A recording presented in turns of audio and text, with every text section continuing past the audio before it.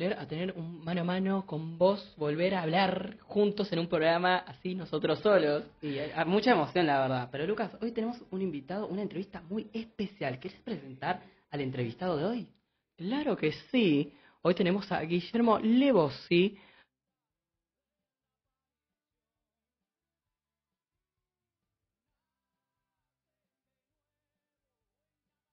Pero bueno, ¿cómo andás, Guille? Hola, muy buenos días. Bien, muchas gracias por invitarme al programa. Contento de estar acá porque además trabajo acá en el Plácido y es muy importante esto que se está llevando a cabo de tener el estudio de radio. Está buenísimo. Y el programa de ustedes también, Ya pero te con queríamos profundidad. invitar, te queríamos invitar. Es tu primera vez en la radio, así que bueno, Sí. nada, tranqui que... Nada, que no te vamos a portar mal, no nos vamos a hacer No, cosas. está bien. Pero bueno, todavía, no sé, ¿qué nos querés contar? ¿Que para qué venimos? Hacerle una entrevista, pero ¿qué venimos a preguntarle esta vez? Ok, te vamos a hacer una serie de preguntas que van más o menos orientadas hacia quién sos vos en general. O sea, más allá de que participaste de la banda Callejeros, queremos saber un poco de vos para que la gente como que saque esa mirada de que vos solo sos exclusivamente callejeros. O sea, que no te fiches siempre con el mismo sello. ¡Pum! Callejeros. ¿Se entiende? Sí, perfecto. Bueno, yo soy primero papá de dos hijos, eh, dos genios. Y soy músico, la verdad que es algo que me apasiona. Siempre es bueno buscar yo creo que todos cuando probamos diferentes actividades encontramos algo que logra apasionarnos y la verdad que es muy bueno eso. En mi caso fue la música, en principio la guitarra, y bueno, empecé a los 14 años con la guitarra. De un día para el otro decidí comprarme una guitarra porque tenía la suerte. Viste que a veces uno junta plata que te regalan para los cumpleaños, esas cosas. Y bueno, me conseguí una guitarra eléctrica de las más baratas, una Fime, eh, porque yo quería tocar rock and roll. Había tenido una experiencia previa con una guitarra, un par de años antes, con una guitarra criolla, pero no era lo mío en ese momento. Hoy en día me encanta la guitarra criolla y el folclore y todas las músicas, ¿no? Pero en ese momento querías rock. En ese momento, como suele ser en los adolescentes, es algo muy puntual. Y era el rock and roll, y es más, particularmente por los Rolling Stones y Creedence. Esas mis dos bandas de cabecera. Y bueno, y empecé a tocar, empecé a ir con un profesor que fue muy inteligente y él me empezó a enseñar lo que yo quería, que eran cosas de rock and roll, ¿no? Y después me preguntó si además quería aprender a escribir música en el pentagrama, a entender la cuestión de la teoría musical. Entonces íbamos haciendo las dos cosas en paralelo. Bueno, y no lo dejé más. Llegó un momento que mi mamá me sacaba la guitarra para que estudiara. Me la sacaba y la escondía porque me pasaba, claro, más tiempo con la guitarra que estudiando. Y para el secundario, ¿no? Estamos hablando de la época del secundario. Y bueno, y así fue que después con mis compañeros del secundario formé mi primera banda. Y años más tarde llegó Callejeros. ¿Cómo se llama la banda que hiciste en el secundario? Se llamaba primero Ceremonia, por un tema de los ratones paranoicos, Ceremonia. Y después le cambiamos el nombre a Marginados. Dos bandas que no fueron para nada conocidas, quedaron entre nosotros. Y bueno, se desarmaron como suelen ser las primeras bandas, ¿no? Y bueno, y así después me puse a buscar y encontré por la revista Segunda Mano, revista por supuesto impresa en ese momento, a esta banda, Callejero, que ellos estaban buscando guitarrista. Y estaban ellos hacía poco que se habían formado, ¿no? Y claro, yo vi en el aviso que decía, se busca guitarrista con influencias de los Rolling Stones y Creedence, y yo dije, esta es la mía, claro. ¿Te llamó? Sí, viste, porque de cualquier, pero no, digo, no, esta es la mía. Bueno, nada, y fui a probarme, y por supuesto, les vuelvo a repetir, la banda no era conocida, estaban en sus inicios, ¿no? Y no, y me impresionó, siempre me acuerdo ese sábado, un sábado a la tarde que fui, yo me puse a tocar ahí, la verdad, que sonaban bárbaros. Yo dije, sí, me quiero quedar acá. Pero la verdad, a mí me parecía estar tocando con Creedence. Porque sonaban así, pero no te olvides que ellos también eran fanáticos de Creedence, son fanáticos de Creedence también. Entonces, no es casual que sonaran así. Batería y bajo, fundamentalmente. La relación entre la batería y el bajo, sonaban impresionantes. Bueno, y después Pato cantando los temas de Creedence también la rompía. Bueno, y así me quedé en esa banda. Ok. ¿Y cómo salió este proyecto de decir, pero dejemos de ser influencia de y empezamos a hacer nuestras propias canciones? ¿Cómo salió esa influencia, ese movimiento, digamos? Bueno, primero que en esa época no estaban de moda las bandas tributo, prácticamente no había. Había alguna banda tributo, sí, a los Beatles, que ya hacía mucho que había una banda tributo a los Beatles que se llamaban Danger 4. Después empezaron los Beats, pero de esas bandas. Después no había bandas tributo como hay ahora. Y todos buscábamos hacer temas propios, era lo común, era mucho más común que ahora, ¿viste? Ahora muchos se quedan en los covers y en los temas propios porque es por ahí lo que pega. Y ahí no, ahí era hacer temas nuevos. Bueno, es como que no hubo que dialogar nada, digamos, no hubo que acordar, es como que todos sabíamos que queríamos eso. Hacíamos temas de los Rolling, de Creedence, yo que sé, de alguna otra banda, pero siempre con temas propios, ¿no? También. Sí, yo hago lazo esto callejeros, música, y te pregunto, acá, ¿te animarías a tocarnos un tema, algo así, para la audiencia que nos está escuchando ahora mismo? No sé si hay una guitarra. A ver, producción. Justamente hay una guitarra. Pero, ¿Está afinada? Muchas gracias. ¿Está afinada? A ver, vamos a ver si está afinada. Wow, Dios mío. Sos vos, tenés una suerte, Dios mío. Es el espíritu, es como el dragón. Mira, vamos a tocar un pedacito. Sí. De esa época, justamente. Dale.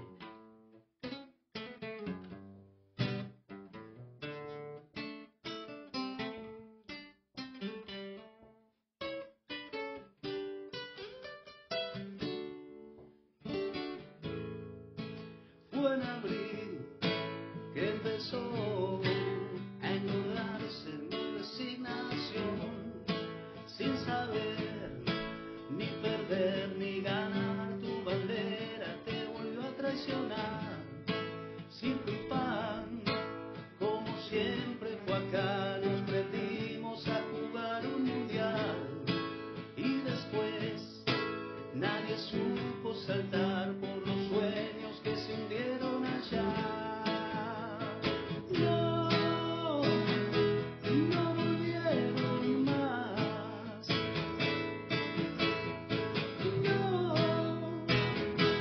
No volvieron más. Fue el alcohol de una bota formal el que quiso ver mis sueños quebrar. Nuestra cruz no se quiso acordar de los huecos de la lista oficial.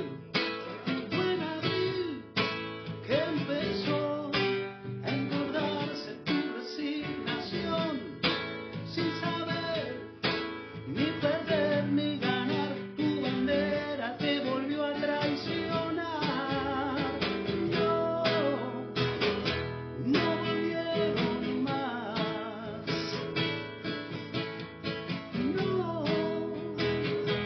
No volvieron más.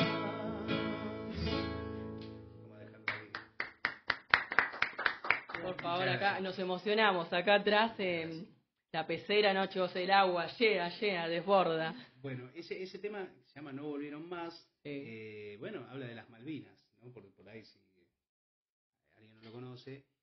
Y vos fíjate lo que son las cosas. Yo acá, hace varios años, una vez lo tocaron en un acto, un ex alumno de esta escuela se llama Santiago Sirigliano,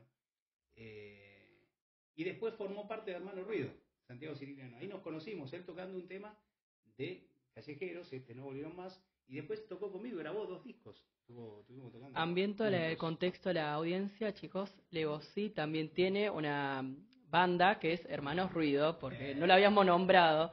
Eso, ¿no? Dato de color. Claro, no, yo estuve después de Callejero estuve varios años sin tocar rock, haciendo el profesorado de música, y después hace 10 años armé Hermano Ruido, en 2015, y bueno, tenemos 2 discos, después vino la pandemia, hicimos algo en pandemia, y ahora lo que hacemos es Callejeros por Hermano Ruido, porque en los shows hacemos muchos temas de callejeros, de todas las épocas, no solamente de mi época, y también hacemos temas de Hermano Ruido, ¿no? Sí. Así que, pero bueno, eso es otra historia. ¿Por qué se dio?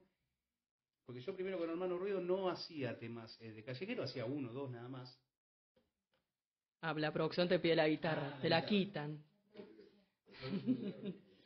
No, y entonces en el año 2021, todavía estaba la pandemia, pero ya las bandas empezaban a tocar, me comuniqué con Elio Delgado. Elio es el guitarrista que entró en mi lugar en Callejeros, y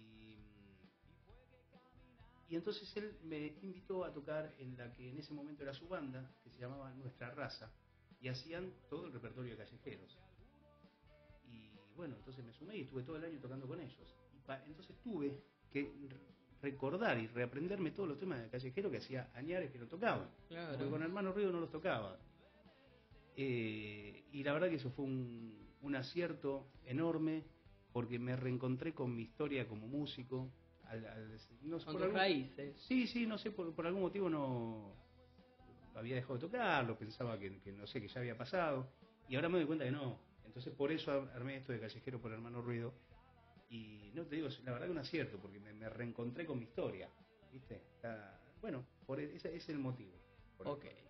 Bueno, yo te pregunto más concretamente Callejeros. ¿Cómo te llevas con la banda? ¿Cómo fueron? No, tus inicios ya los contaste, pero Cemento, tema Cemento, ¿tocaron? ¿Qué onda? Sí, tocamos en Cemento varias veces. La primera vez que tocamos en Cemento fuimos invitados por los Pérez García. ¿Conocen la banda Los Pérez García? Es una banda bastante grande hoy en día. Bueno, nosotros éramos amigos de ellos son de Aldo Bonzi, nosotros de Celina. Y bueno, nada, muchas veces tocábamos en diferentes lugares y se largaron a hacer su primer Cemento. Entonces buscaron, llevaban ellos ya más gente que nosotros, y nos propusieron ser teloneros de ellos, soporte, y estuvo buenísimo. Y después tocamos varias veces más con los Pérez García, pero la primera, una fiesta, porque aparte los Pérez siempre eran una fiesta, y siguen siendo una fiesta los recitales de ellos. Y bueno, después tocamos con otras bandas. Una vez hizo un festival que tocaban Divididos, La Renga y Los Ratones Paranoicos y Callejeros. Todas unas bandas, chicos, unas leyendas Eso tocaron. fue un festival a beneficio. Ahí en Cemento. Y bueno,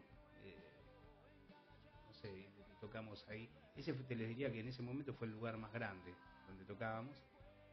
Pero tocábamos en cualquier lado, por todos lados. Al primer recital habrán venido las novias nada más. Porque, claro, y porque es así, ¿viste? Pero después con trabajo de difusión, trabajo de armado de canciones y todo, y de difusión, porque nos la pasábamos nosotros volanteando todos los fines de semana, aunque no tocáramos, íbamos a volantear, porque no se olviden que en esa época no estaban las redes sociales. Claro. Entonces el volante era entregado en mano, volante físico entregado en mano, que hoy sigue, pero mucho menos. Claro, Íbamos a pegar afiches, siempre íbamos por ahí. Un día de semana a las 3 de la mañana estábamos en 11 pegando afiches para un próximo show. No, por eso siempre se laburó bastante. Sí. Hey, bastante trabajo, muy bien igual. O sea, yo soy una de esas personas tipo que cree que tipo si uno como que da su esfuerzo así como que se muestra, la gente después llega, el público siempre está. Pero si uno ya de por sí se muestra mucho, es como que ese público llega. Sí, yo creo que sí, tiene que ver con eso. Y con un trabajo tuyo artístico que sea sincero, ¿no? Claro, haces algo que te gusta. Claro. Y se esperaban tipo esta masividad, tipo de se hizo leyendas, se hicieron muy populares. En un momento como que se empezó a vislumbrar que podía pasar. Igualmente, el momento más popular de ellos vino después, digamos. Yo estuve hasta el 2001. Ya se llevaba bastante gente, pero después fue cuando hizo la eclosión, ¿no? Y cuando empezaron a ser realmente más populares. Por eso, a mediados de 2004 tocaron en obras. Hicieron 2 obras a mediados de 2004, ¿no? Después hicieron excursionistas en diciembre, 2 semanas antes de Cromañón hicieron excursionistas, que ahí hubo como 15.000 personas y bueno, después Cromañón. Pero sí, se veía venir realmente por cómo se venía sumando la gente, el público, ¿no? Show tras show. Sí. Yo te hago una pregunta acá, tipo, retomo una pregunta que te hizo Lucas. ¿Cómo era tu relación con la banda? O sea, ¿te seguís dando hoy en día con alguna? Sí, la relación era buena, fue siempre buena. Nunca tuvimos peleas, no, viste, porque por ahí me preguntan, ¿y por qué te fuiste? Y eso, bueno, no fue por ninguna pelea, ni nadie cagó a nadie, nada de eso, viste, que muchas veces se piensa, o con plata o con mujeres, nada de eso, buena gente. Nada, yo en un momento decidí parar con eso porque iba a empezar el profesorado de música, ¿no? Sí. Bueno, esas cosas, entonces decidí, digo, bueno, no. En ese momento pensé eso, no sé, si vos me preguntás hoy en día y no sé, por ahí hoy tendría otra decisión, pero la vida es así, uno, viste, en un momento tomás una decisión y en ese momento fue lo mejor. Claro. Viste, es así, ¿no? Entonces no. Pero no, ya te digo, buena gente y buena onda.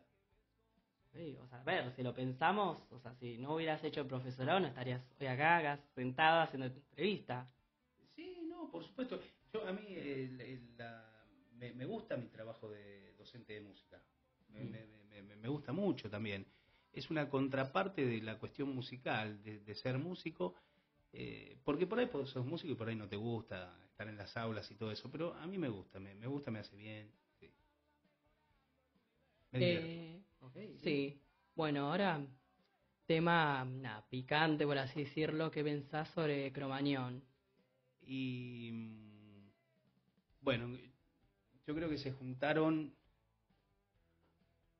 una serie de cosas, ¿no? Que no venían funcionando bien ya y explotaron ahí esa noche, ¿no es cierto? Digo, porque el tema de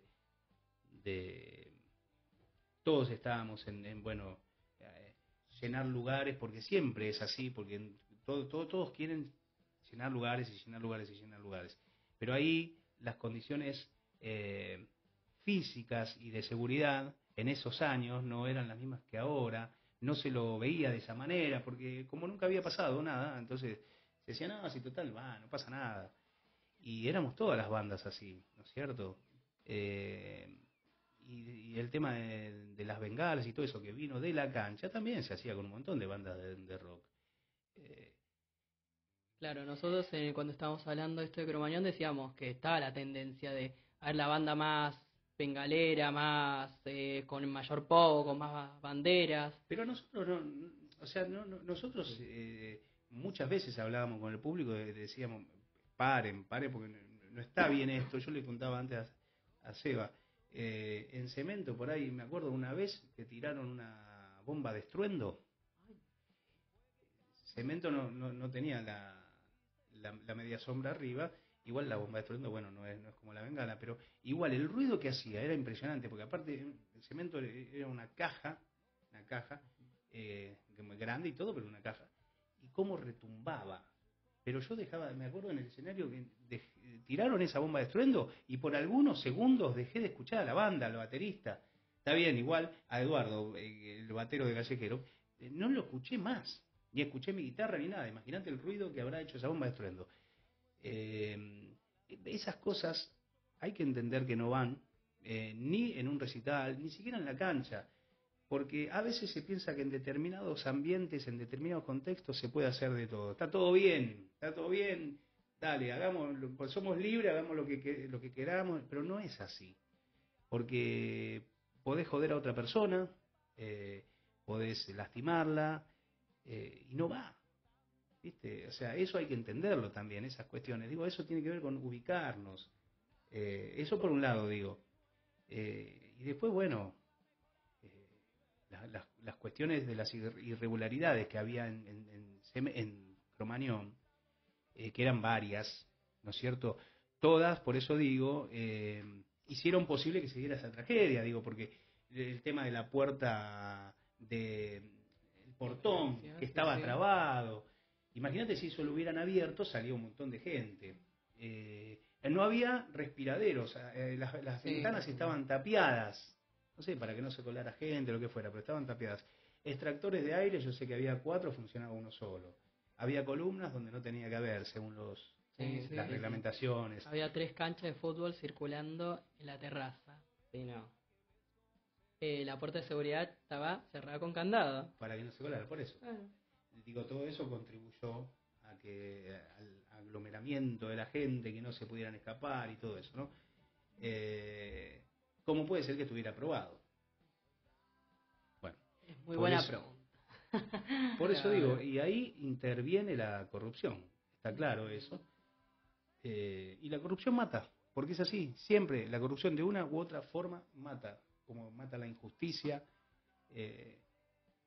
Bueno. Sí, estaríamos mucho tiempo, pero... Y sí, chicos, somos gente que recibió plata para autorizar cosas que no estaban en el reglamento, como dijimos en la entrevista, como... Nada, la barra, el chico no estaba, y había una barra que se servía trago, se cortaba el agua para que no toman agua y compren. Y bueno, y se fue dando, chicos, fue una bomba, como dijo el indio, que iba tocando a cada uno y justo le explotó a Callejeros. Bueno, yo, para cortar un poquito la atención, te digo, ¿qué cambios ves después de la tragedia? O sea, ¿ves algún cambio en términos, no sé, culturales, sociales, o sea, la juventud de hoy en día? Sí, no, por supuesto, muchísimo. En lo que tiene que ver con las reglamentaciones para los boliches, claro, sí, hay muchas más que en general se cumplen. Por ahí te encontrás a veces con algún lugar que no, pero en general ya todos los lugares donde vas son más seguros que en esos años. Y vos viste lo que son los shows en los estadios o no sé, en cualquier estadio, Movistar Arena o lo que sea, cómo está todo reglamentado, organizado, la organización que hay, ¿no es cierto? Eso hablábamos entre nosotros, o no sé si lo nombramos en la anterior columna, No recordamos. de que nada, de que los shows ahora de rock, de cualquier música, pop, cualquiera se hace no en boliches, se hace más en estadios. Mayormente. Claro. Sí, porque es cada vez muy popular, sí, sí. Ok, ¿y en juventud ves algún cambio después de la tragedia? Sí. Por lo menos gran parte de la gente con la que yo me relaciono tiene bastante conocimiento y bastante conciencia. Hay mucha gente que da testimonio permanentemente de lo que fue Cromañón, los sobrevivientes de Cromañón, ¿no es cierto? Que justamente dan testimonio para generar conciencia y que no se repita y que entiendan Que nunca más. Sí, ojalá, ¿no es cierto? Sí, ojalá que no. Y que hay que cuidarse y cuidarnos, como decía el flaco Spinetta, cuidarse y cuidarnos y cuidar a los demás también, ¿no es cierto? Porque tiene que ver con eso. Por eso yo decía antes, hay cosas que no se pueden hacer. No es que porque está todo bien, estamos en la cancha o estamos en cierto lugar, está todo bien, podemos hacer cualquier cosa. O festejar tirando tiros al aire. Eso también es una cosa que no va, ¿viste? Ese tipo de cosas que por ahí tienen que ver con la ignorancia, ¿viste? No van, hay que entenderlas que hacen mal. ¿Se perdió algo de rock después de la tragedia? Tipo, ¿cómo lo ves eso? De cómo era el rock antes y el rock ahora. Tipo, ¿sentís que se perdió algo? Pregunta producción. Pregunta producción. Pregunta producción. Si se perdió algo. Hay cambios. Yo no sé si decir que tiene que ver con Cromañón.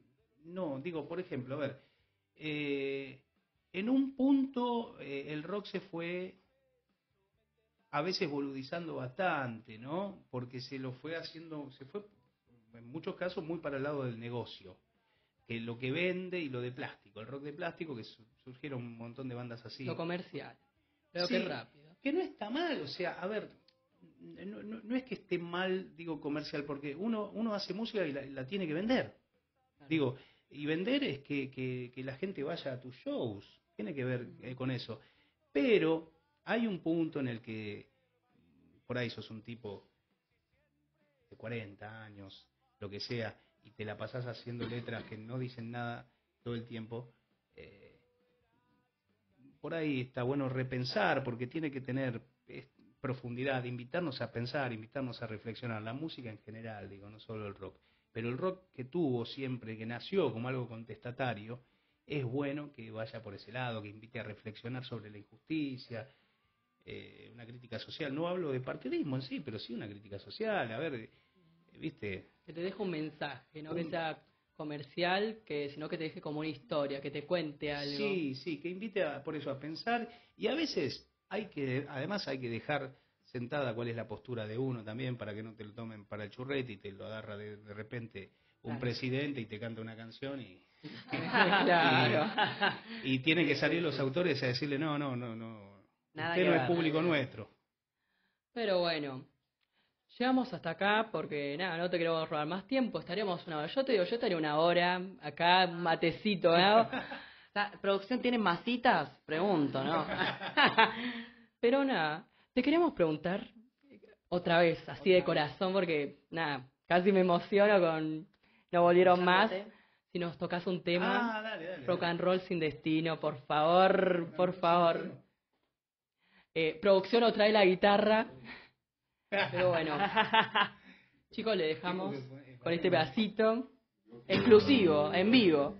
Y nos despedimos acá en Duplicado. Muchas gracias.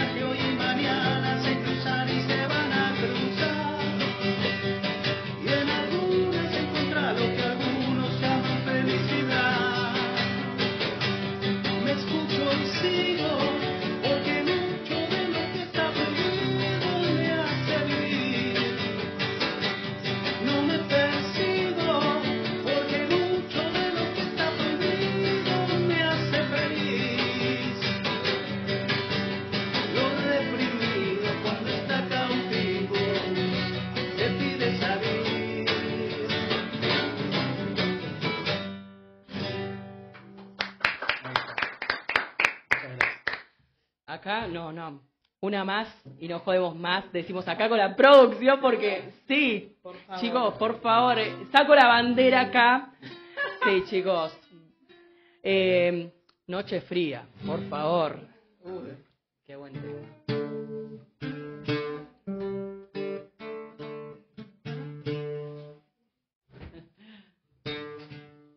sonríen acá en la producción.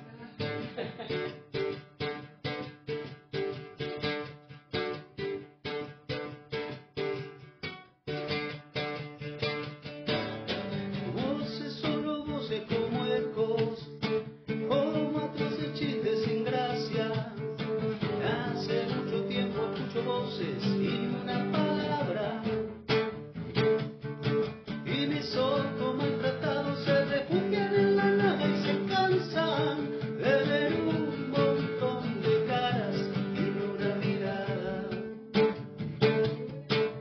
Una nueva noche fría en el barrio, los brazos se llenan los bolsillos, las calles son nuestras aunque el tiempo diga lo contrario. Y los sueños no soñados ya se amargan la garganta y se callan, y eso casi siempre, siempre les encanta.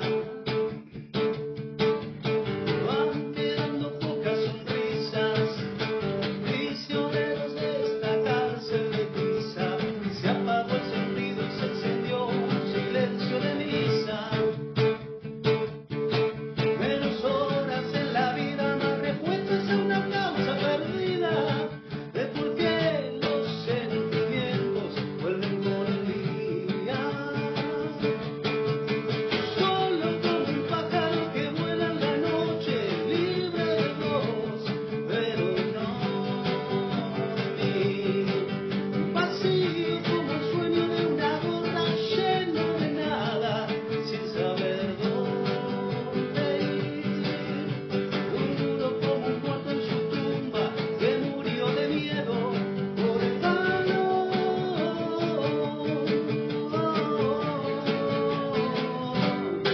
de vivir. Bueno, chicos, así damos finalizado el bloque de duplicados. Un placer total tenerte acá y que nos hayas... La rompiste, hay que decirlo, la rompiste. No playback, chicos, nada, en autotune no existe acá. Esto es en vivo directo.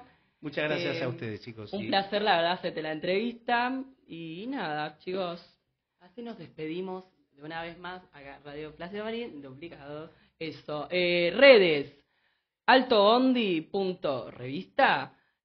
No, Altoondi, nuestras redes sociales. Y www.altoondi.revista.com.ar en nuestra página oficial. Nada, sigan escuchando la radio. Y bueno, Guille, ¿querés dejar tus redes? bueno. Sí, en Instagram, Hermano Ruido, lo encuentran como CJS-Hermano Ruido, Callejeros por Hermano Ruido, como les contaba antes, y el mío personal, Galgo Levosi, también en Instagram. Estamos ahí activos publicando los shows, ¿no? Acá estamos vendiendo entradas, chicos. Esto era todo un sponsor, nuevo concierto. Ah, sí. Acá me dicen que, pero igual lo iba a decir.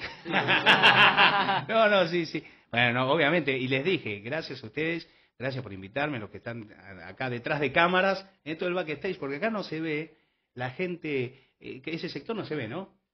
No, bueno, pero ahí del otro lado de donde estamos nosotros, hay todo un salón como de 10 metros, 10 por 10 más o menos, repleto de cámaras, de asistentes y todo, así que bueno, gracias a todos. 10 personas. Pero bueno, chicos, nada más. Cerramos, ahora sí, por fin duplicados. Y nada, nos vemos a la próxima. Adiós. Muchas gracias.